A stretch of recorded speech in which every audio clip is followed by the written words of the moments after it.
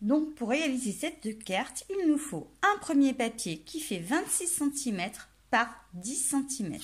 Ce que je viens de faire dans un premier temps, c'est un point de repère en bas de ma feuille à 10 cm.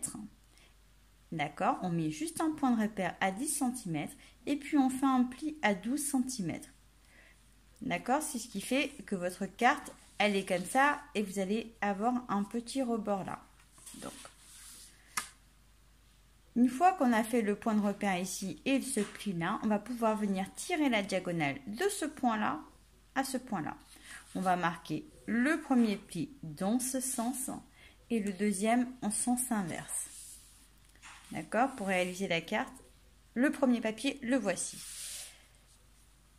Pour le deuxième papier, donc ici, on va venir, donc toujours avec un papier qui fait 26 cm par 10 cm. Dans un premier temps, on va marquer un pli à 14. On va faire un point de repère à 16 en haut. Et puis après, on va pouvoir tirer la diagonale. Donc, on ferme comme ça et celui-ci dans ce sens-là. On se retrouve en fait avec deux papiers exactement les mêmes, mais en sens inverse. D'accord? Parce que si je viens tourner ce papier-là, on a vraiment les mêmes. Hop. Finalement. Ok? Alors, maintenant, je vais venir tout simplement, une fois que j'ai marqué les plis, coller dos à dos les parties qui font 14 cm. Ici, comme ça. Et on va se retrouver avec la carte comme ça là, et celle-ci comme ça.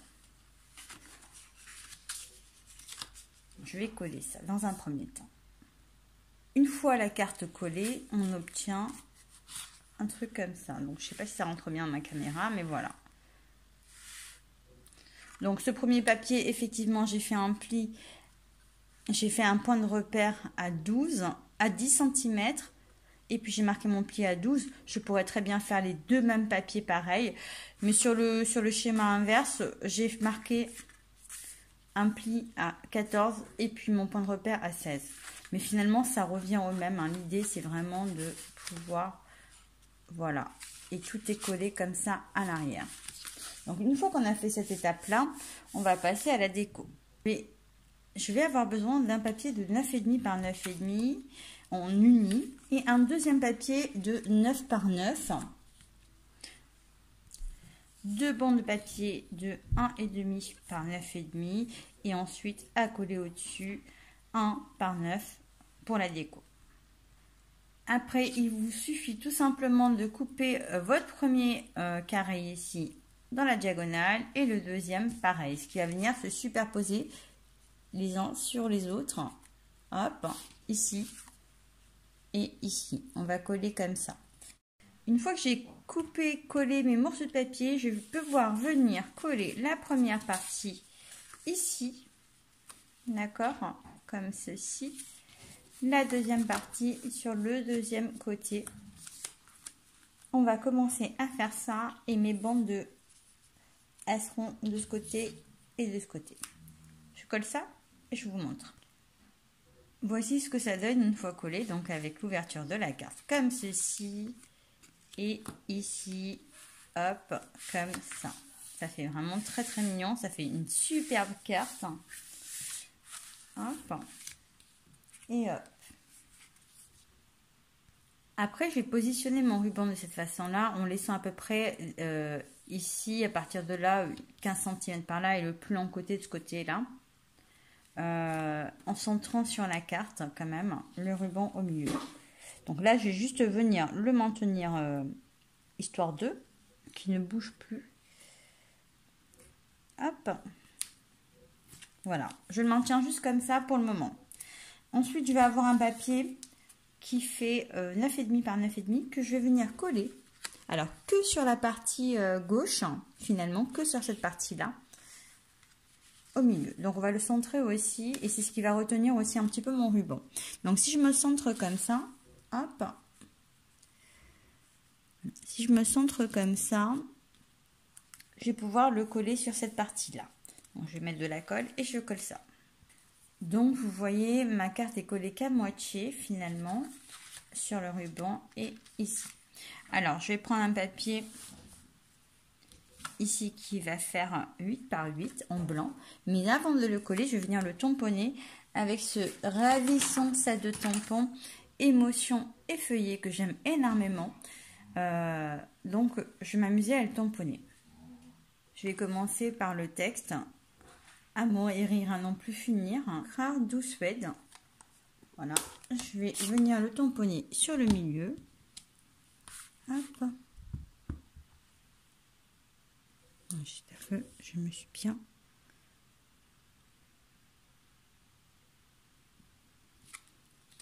Hop.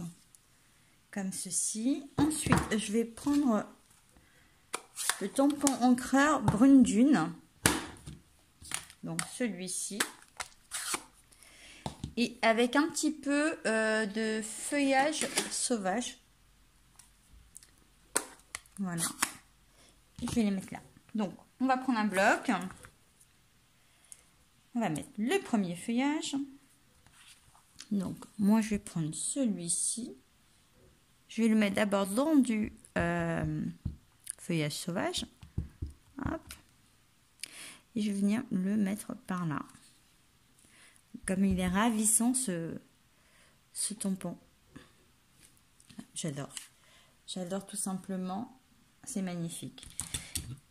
Et pour le deuxième... Oh, j'ai déjà sali. On va prendre, non pas celui-ci, je vais prendre celui-ci. Et je vais le faire avec le Brune Dune. Hop. Je vais le mettre, déjà je vais en mettre un petit peu là. Hop, ça va cacher ma petite tache. Qu'est-ce que vous en pensez comme ça?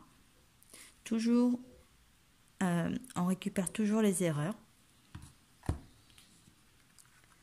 C'est vraiment très très joli. J'adore. J'adore tout simplement. Et maintenant, je vais pouvoir le coller. Hop. En faisant attention de ne rien tacher. Et je vais pouvoir le coller tout simplement ici au milieu. Je trouve ça super joli. Comme c'est ravissant, c'est super joli. Maintenant, plus qu'à faire le nœud. Hop. Pour fermer la carte.